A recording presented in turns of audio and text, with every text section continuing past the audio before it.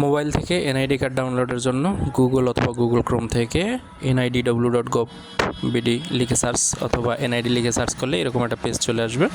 তারপর এই উপর থেকে এনআইডি অনলাইন সার্ভিস লিখলে এরকম পেজ আসবে। এখান থেকে অ্যাকাউন্ট নেই, এটার যে রেজিস্টার করুন এটাকে ট্যাপ করলে এখানে জাতীয় পরিচয়পত্র নম্বর অথবা ফর্ম নম্বর দিন। আপনার ফোনে একটা মেসেজ আসবে, সেখানে আপনার যেই 10 ডিজিটের এনআইডি নম্বর সেটাই কিন্তু থাকবে, সেটাই জাতীয় পরিচয়পত্র নম্বর। অথবা মেসেজ যদি আপনি হারিয়ে ফেলেন তাহলে কিন্তু আপনার যে রিসিপ্টটা ছিল সেখানে কিন্তু আপনার একটা নাম্বার থাকে, তো সেই নাম্বারটা দিবেন এবং নাম্বারের পূর্বে কিন্তু NIDFN এটা ক্যাপিটাল লেটারে লিখতে হবে।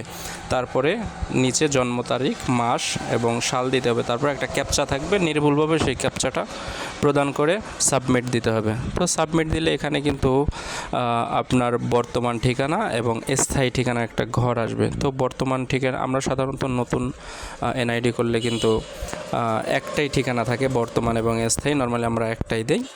আর যদি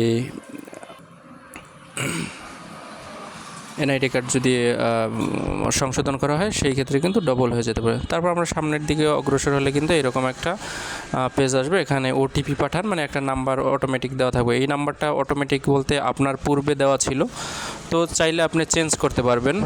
তো যদি চেঞ্জ না করেন, মনে করেন সেই নাম্বারটা আছে, সেভাবেই আপনি ওটিপি পাঠান বাটনে ক্লিক করলে যাচাইকরণ কোডটি আসবে। সেই ফোন থেকে কোডটি এনে সাবমিট করলেই কিন্তু আপনার এনআইডি ওয়ালেট অপশন দেখা পারে, সেইখানে ট্যাপ করলেই এনআইডি ওয়ালেটটা অন হয়ে যাবে। তো পিছনের ক্যামেরা থেকে বা সামনের ক্যামেরা থেকে সামনে, ডানে, বামে এরকম চোখ পিট করে মুভ করলে কিন্তু অটোমেটিক আপনার একটা ছবি নেওয়া হবে, মানে 3 দিক থেকে 3টা ছবি নেওয়া হলে অটোমেটিকলি আপনার কিন্তু পরবর্তী পেজে নিয়ে যাওয়া হবে, যেখানে আপনার ভেরিফাই হয়েছে বা হওয়ার পরেই আপনি চাইলে পাসওয়ার্ড সেট করতে পারবেন, নয়তোবা এড়িয়ে যান।